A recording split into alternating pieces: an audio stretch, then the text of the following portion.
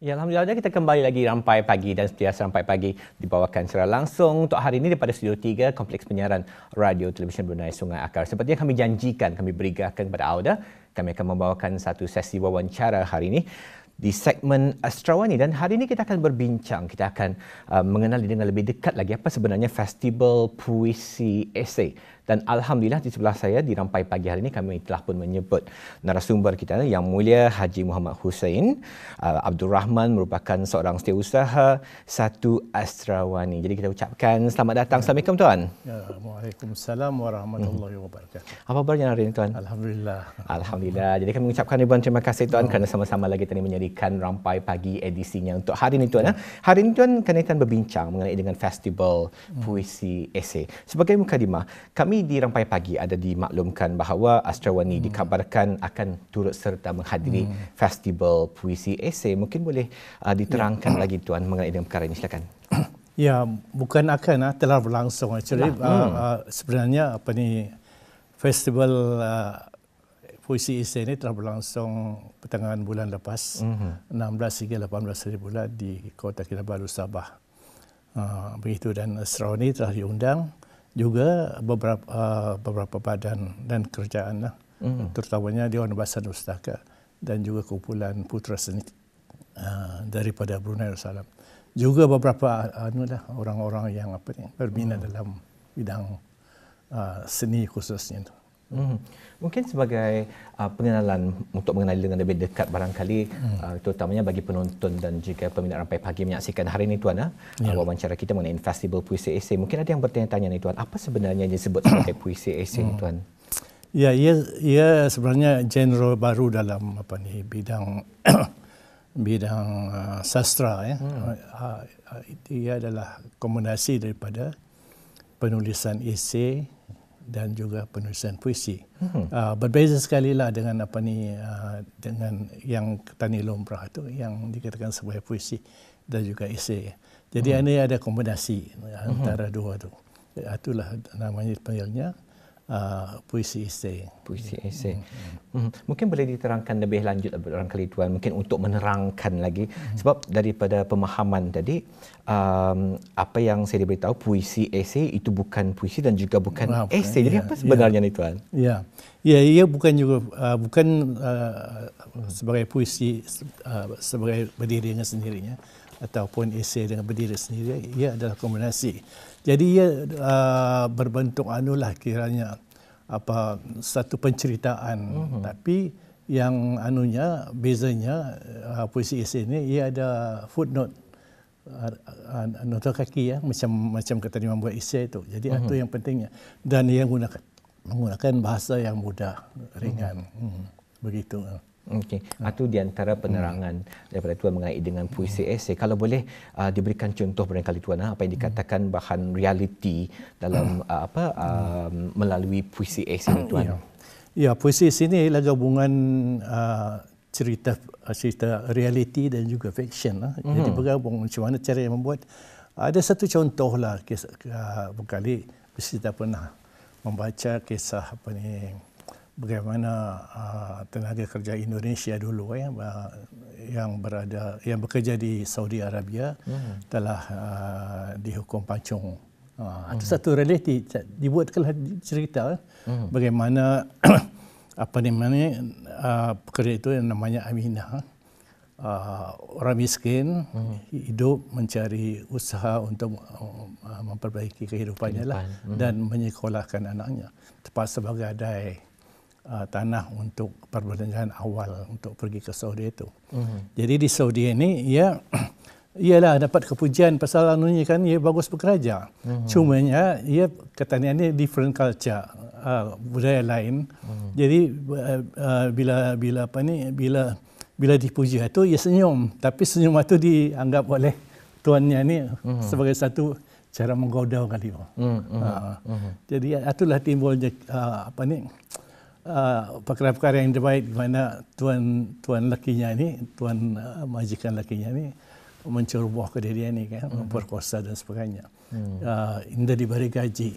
Jadi Indah dapat mengadu. Jadi mengadu orang bini tuan itu lagi tetrok. Jadinya ialah tidak ada bantuan hukum apa sebagainya, jadinya mau tidak mau akhirnya dia terpaksa menerima hukuman daripada Arab Saudi, mengikut Al-Quran, surah Baqarah, dipancung kepala. Jadi itu realitinya, tapi dibuatkan fiction, bukan cerita. Kalau bis kita melihat dalam Google ke, ada wayang ni, ada wayang ni, dan ini telah dipersembahkan dalam berbagai bentuk, bukan saja filem, di stage juga dijadikan animasi, fotografi dan sebagainya. Jadi cerita-cerita fiction, cerita fiction dan cerita-cerita reality digabungkan. Jadi itu dah dipanggilnya puisi esei tu. Puisi esei. Banyak cerita-cerita ni kan, kalau kita membaca, tapi cara pendekatannya berlainan. Macam Minah tetap dipancung ni. Filmnya macam mana? Tapi endingnya sama je ceritanya pasal pencerobohan kepada tenaga kerja ni kan.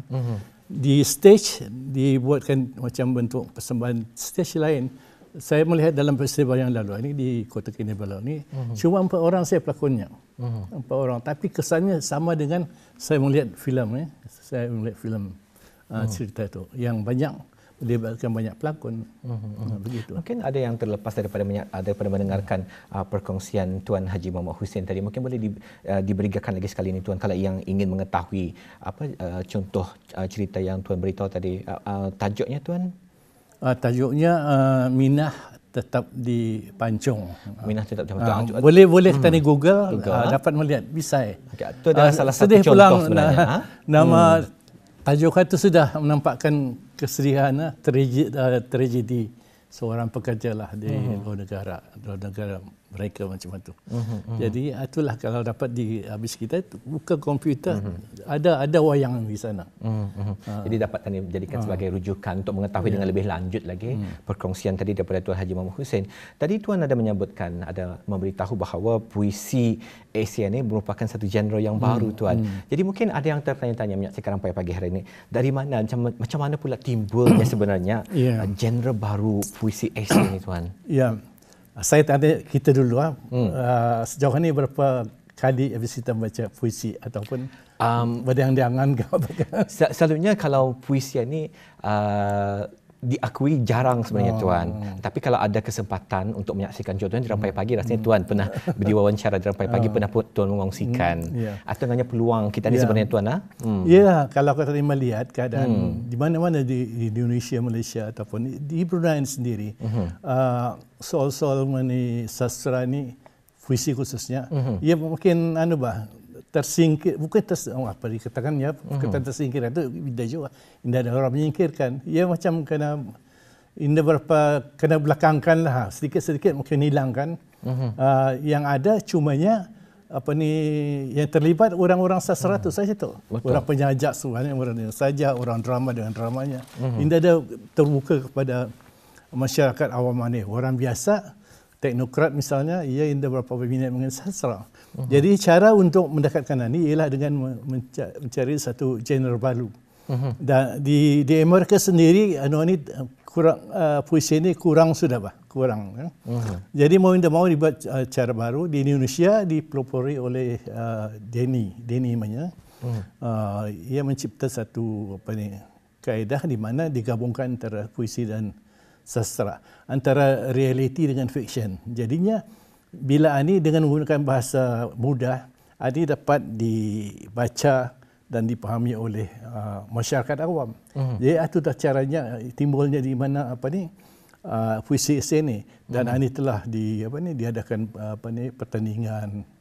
Misalnya saya pernah ikut pertandingan ini sebenarnya dulu dalam tahun 2000, sebelum Covid 2018 macam itu. Jadi dikembangkan dan ia melarat ke Malaysia, khususnya di Sabah. Dan sekarang melarat ke Nusantara, termasuk ke Thailand. Yang di selatan Thailand menggunakan bahasa Melayu tu. Bahasa Melayu. Itu pergambarannya macam itulah. Saya amat tertarik Tuan apabila Tuan mengongsikan tadi ini adalah merupakan salah satu cara untuk kita ni merapatkan lagi, mendekatkan lagi masyarakat dengan puisi dengan menggunakan bahasa-bahasa yang mudah untuk difahami. Jadi kalau mungkin Tuan boleh kongsikan kepada penonton Apa Pagi hari ini, jika ada penonton yang ingin mengetahui dengan lebih dekat lagi ataupun ingin melihat barangkali karya-karya puisi esei, mungkin ada bahan-bahan rujukan yang boleh dilawati dan sebagainya ni Tuan. Ada pula sikit, tapi ini saya ni bukan jenis pemuisi, tapi saya bacakanlah sedikit. Barangkali melihat macam mana mudahnya puisi esei. Bahasa-bahasa tu. Silakan. Terpaksa buka kacamata ni, nampak. Ini antara 5 puisi esei yang terkandung dalam antologi puisi.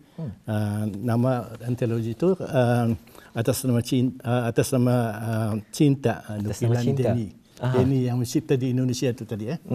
Jadi ceritanya bunga kering perpisahan. Lihat bahasanya mudah sekali.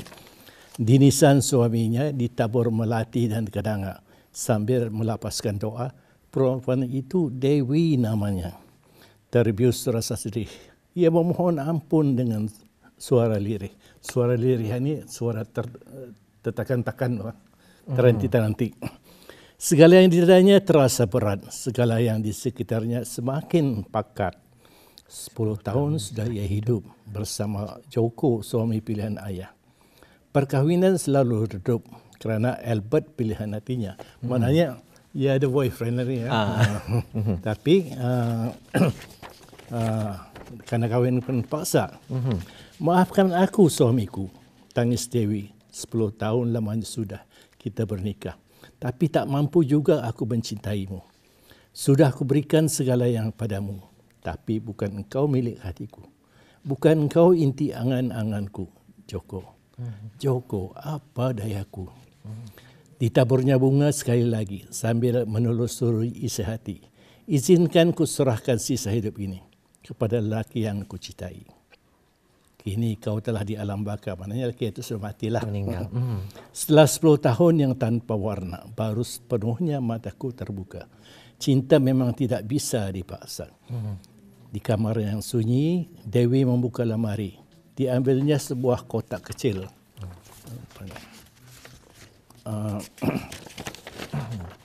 Berwarna nila yang sejak menikah tidak pernah disentuhnya. Dengan gemetar kotak dibukanya. Mawar kering itu masih di sana. Terbayang olehnya Albert kekasih hatinya dan tersengat jiwanya oleh kisah lama. Seolah didengarnya kata pemuda itu. Di saat perpisahan 10 tahun yang lalu. Simpan bunga kering ini, Dewiku, sampai terbebas dari belenggu. Kalau sampai waktunya nanti, kalau kita memang jodoh sejati, kirim bunga kepada aku kembali dan aku akan datang padamu. Aku janji. Maknanya katanya mudah, tapi dapat segera bayangkan macam ada ceritanya tu. Betul. Ia ceritanya realiti memanglah ia bercinta kan. Tapi dikisahkan macam mana ia bercinta itu dan macam mana ia mengaga kubur lakinya yang sudah meninggal yang dikahwininya 10 tahun lalu. Sebenarnya puisi esei ini selalunya panjang-panjang. Panjang-panjang tapi jelas sekali. Ada realiti, ada difictionkan.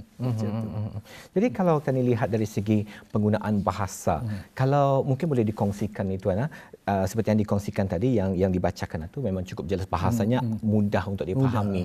Jadi kalau dari segi karya yang asal mungkin menggunakan bahasa yang sukar barangkali tuan. Kalau tadi membaca puisi biasa, puisi saja, sajak saja. Dia banyak menggunakan simbol. Simbol. Simbol. Macam-macam kan. Jadi bila gunakan simbol ini banyak menggunakan interpretasi. Sedangkan puisi esei ini dia direct. Jadi interpretasi tidak salah. Jadi mungkin kalau tadi melihat satu hasil karya, kan karya itu merupakan sesuatu yang subjektif. Jadi terpulang kepada si pembaca dan juga si yang melantunkan puisi tersebut, penceritaan masing-masing. Jadi bagaimana tuan melihat perkara ini tuan, subjektiviti puisi ini tuan? Iyalah kalau puisi biasa ia pasal macam mana orang itu menilai apa yang sebenarnya yang dihasratkan oleh pengarang asalnya kan tu.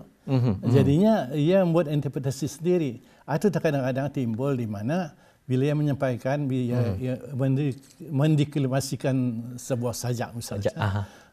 Kadang-kadang sajak itu dalam intipatinya sebenarnya mengikut pengarangnya ialah cerita satu perjuangan misalnya. Tapi dinyatakan di pementasan sebagai satu mungkin cerita cinta biasa. Jadi ada yang bezanya.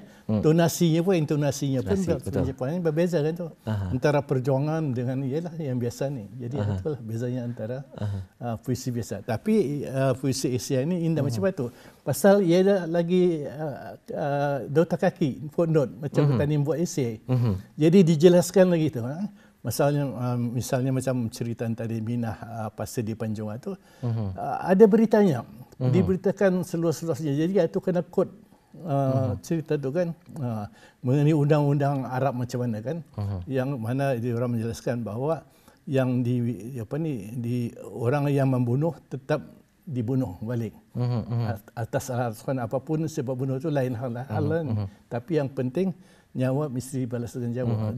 Jadi ada footnote di sana. Adakah mereka juga menggunakan footnote ini barangkali Tuan untuk menerangkan di mana bahagian yang realiti, di mana bahagian yang fantasi seperti yang Tuan kongsikan tadi, ia menggabungkan Tuan. Tapi yang yang biasanya yang ditekankan dalam footnote itu, dalam nota kaki itu ialah yang realitinya.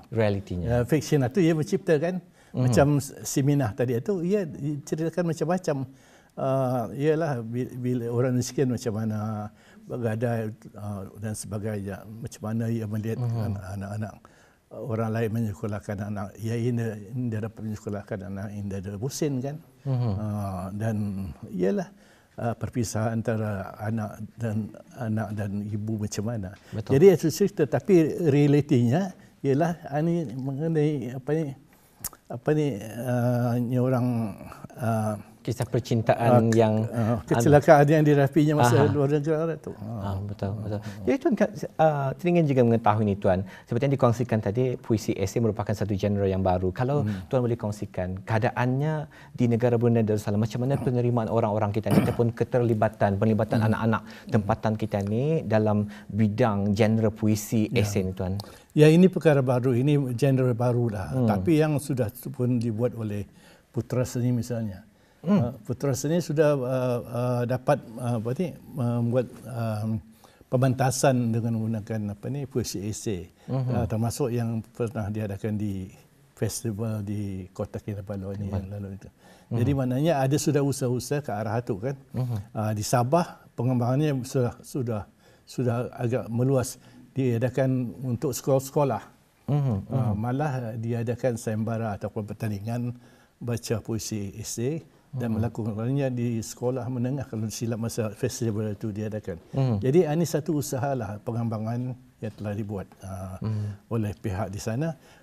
Di Indonesia apatah lagi. Pasal kalau kita melihat dalam sejarahnya, nama perkataan puisi esei tidak pernah ada dalam kamus besar bahasa Indonesia. Tidak ada tu mula-mula tu. Tapi sekarang ini sudah ada termasuk dalam sana dan sudah dinyatakan apa sebenarnya puisi esei itu. Dan kalau kita ni menggoogle, lebih berjuta-juta masukan sudah ada di sana. Jadi di Brunei mungkin perkara baru, tapi ini mungkin satu usaha yang baik, di mana katanya puisi ataupun misalnya sajak dapat dimengerti oleh pertama-tama oleh orang muda dan orang-orang yang bukan dalam yang berminat dalam sastra misalnya. Ini pas sekali Tuan, memanglah rasanya dalam pagi hari ini pun dibawakan segmen ini sebagai satunya orang sama-sama kita ni memberigakan mengenai dengan genre baru ni puisi esei. Jadi di atas keterbatasan waktu ni Tuan, mungkin boleh diajukan satu soalan lagi Tuan mengenai dengan harapan barangkali Tuan, harapan kita, harapan Tuan sendiri dalam khususnya dalam bidang genre baru puisi esei ni Tuan. Ya, banyak sudah buku-buku diterbitkan di Sabah misalnya, boleh kita mengikutinya.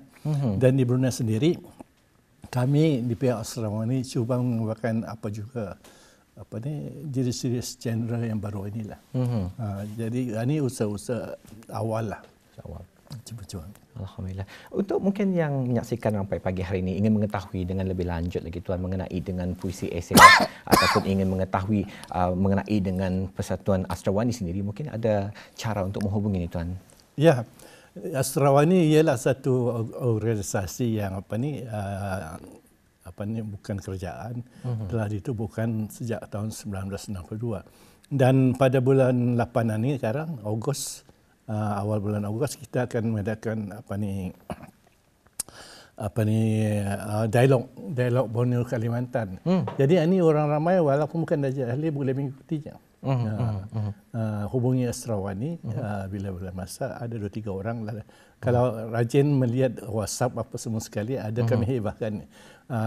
Jadi di sana yang akan berlaku ialah perjumpaan tokoh-tokoh sastra di Nusantara ini, termasuk daripada Semenanjung Malaysia, dari Indonesia, Thailand dan Brunei sendiri.